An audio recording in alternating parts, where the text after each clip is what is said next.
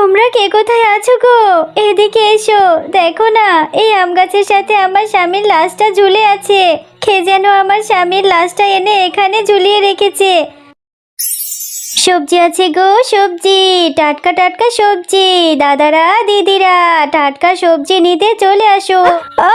কে কোথায় আছো? এখানে একটা লাশ দেখছি। ও বাঘিনী ভাবি, এদিকে এসো গো, এখানে দেখছি একটা লাশ পড়ে আছে। আর এই লাশটা এখানে কি করে এলো? আমার আম গাছের সাথে কেন লাশ ঝুলছে? গিন্নি, আমিও তো সেটাই ভাবছি। এই লাশটা তো কিছুদিন আগে কবরস্থানে দাফন করা হয়েছিল, তাহলে এই লাশটা এখানে কি করে এলো? আর এই লাশটা দেখে তো বোঝা যাচ্ছে এই লাশটা কেউ কবরস্থান থেকে এনে এখানে রেখে দিয়েছে। কিন্তু এমন কাজটা কে করবে? আর আমার বাড়ির সামনে বা কেন রাখবে? আরে আজকেও তো দেখছি এই গোরস্থান থেকে একটা লাশ উঠে নিয়ে গেছে। আমি তো কালকে রাতে ভালো করে পাহারা দিয়েছি, কিন্তু লাশটা এখান থেকে কে নিয়ে গেল? এটা কি হচ্ছে? মামা, কবরস্থান থেকে প্রতিনিয়তই লাশ চুরি হচ্ছে। আজকে রাতেও একটা লাশ চুরি হয়েছে। আমি তো রাতে ভালো করেই পাহারা দিয়েছিলাম, কিন্তু এরকমটা কে করছে? আমার তো বিষয়টা খুব চিন্তার মনে হচ্ছে। আপনি একটু দেখুন না। হ্যাঁ রে মিচকে, আর ওই লাশগুলো চুরি করে আমার বাড়ির সামনে আম গাছের সাথেই কেন রাখছে? বিষয়টা আমার কাছে খুব চিন্তিত মনে হচ্ছে। তুই একটু ভালো করে গোরস্থানের দিকে নজর রাখতো, তুই একটু ভালো করে পাহারা দে। হ্যাঁ বাঘ মামা, আমি তো রাতে ঠিকঠাক মতো ঘুমাইও না। কত কষ্ট করে আমি পাহারা দেই, কিন্তু তারপরেও যে কিভাবে কি হয়ে যায় বুঝতেই পারি না।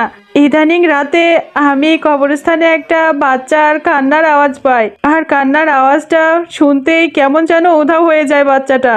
আরে ওই তো দেখছি, ওই আজকে ও বাচ্চা মেয়েটা ওখানে কান্না করছে। একটু গিয়ে দেখি তো ওখানে।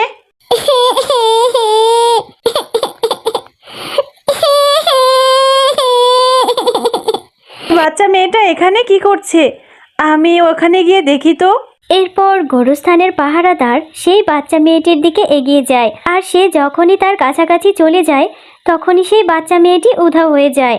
আরে এই বাচ্চা মেয়েটি তো দেখছি এখান থেকে চলে গেছে। কে জানি, হয়তো আমার মনের ভুল। আমার যে কি হয়েছে, এত রাতে এখানে বাচ্চাই বা কি করে আসবে? পরের দিন সকালবেলা শেফা শিয়ালিনী ও বিড়ালিনী বাঘমামার বাড়ির সামনে দিয়ে যাচ্ছিল। এমন সময় শেফা শিয়ালিনী দেখতে পায় বাঘমামার বাড়ির সামনের আম গাছটির সাথে তার স্বামীর লাশ ঝুলে আছে। এই কি, এটা কি? আমার স্বামীর লাশটা এখানে কি করে এলো? তোমরা কে কোথায় আছো গো?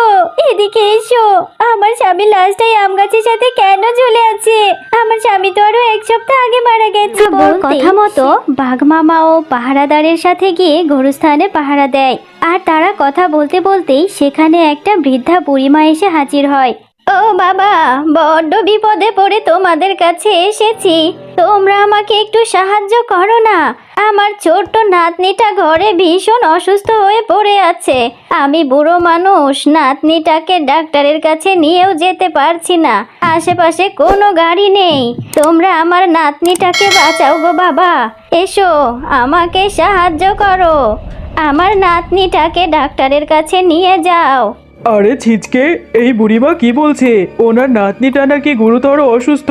বাচ্চাটাকে আমাদের বাঁচানো উচিত। চল চল, এই বৃদ্ধা বুড়িমাকে সাহায্য করি, ওনার নাতনিকে হসপিটালে নিয়ে যায়।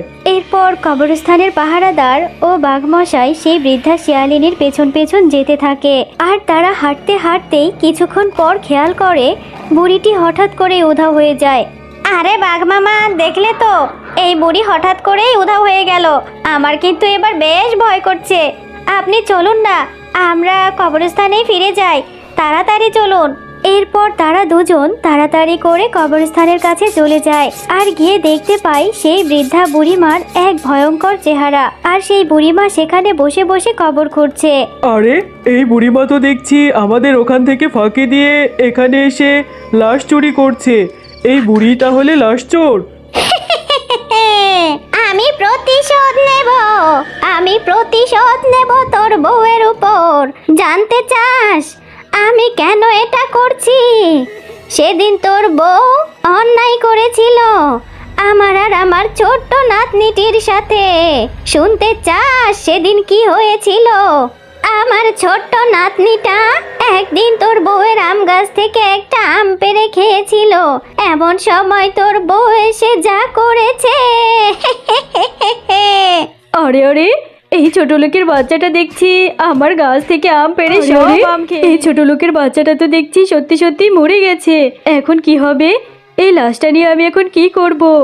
মরে গেছে, বেশ হয়েছে। ওদের মতো ছোট লোক গরিব চোরের বেঁচে থাকার চেয়ে না থাকাই ভালো। কিন্তু এই লাশটা আমি এখন কি করব? নাতনিটা যে সেই কখন খেলা করতে গেছে, এখনো তো মিনাকে দেখতে পাচ্ছি না। কোথায় গেল যে মেয়েটা? আমাকে বললো একটু পরেই চলে আসবো, এখনো দেখছি না। মেয়েটা না খেয়েই চলে গেছে, যাই একটু খুঁজে নিয়ে আসি। ও মিনা, কোথায় গেলি রে দিদি ভাই? আরে এই তো দেখছি আমার দিদি ভাই মিনার লাশ পড়ে আছে।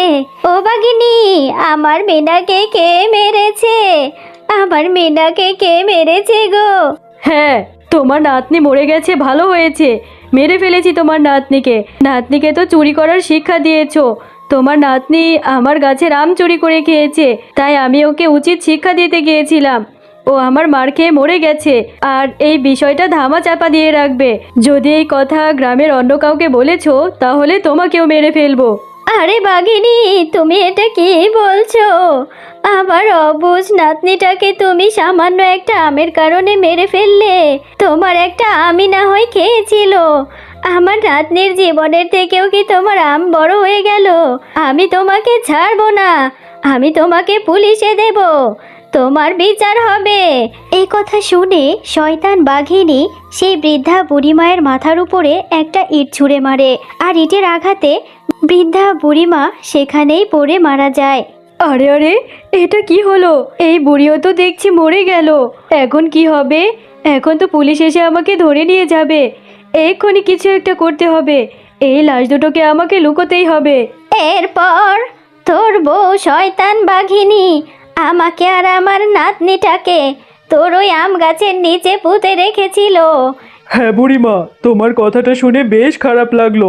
সত্যি আমার বউ তোমার সাথে অন্যায় করেছে, কিন্তু তার প্রতিশোধ নিতে গিয়ে তুমি এই কবরস্থান থেকে লাশগুলো কেন উঠিয়ে নিয়ে যাচ্ছ?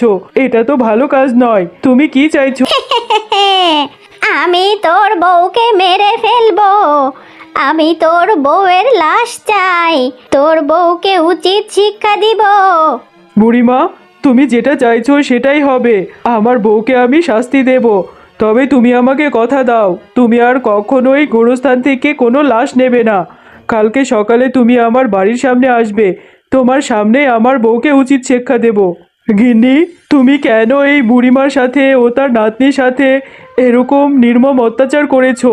শুধুমাত্র তোমার জন্য বুড়িমা প্রতিশোধ নিতে এতগুলো লাশ এনে এখানে রেখেছিল। তোর বউকে আমার হাতে ছেড়ে দে, আমি ওর রক্ত খাবো, ওকে আমি মেরে ফেলবো, ওকে আমি মেরে ফেলবো। এই নে, আমি তোকে আগুনে ঝালিয়ে মারলাম। বুড়িমা, বুড়িমা আমাকে ছেড়ে দিন। আমি অনুতপ্ত, আমি ভুল করেছি, আমাকে মাফ করে দিন। আমি সেদিন আপনাদের সাথে অন্যায় করেছি, আমি এরপর থেকে নিজেই মা হতে পারিনি। আমি ভুল করেছি, আমাকে মাফ করে দিন।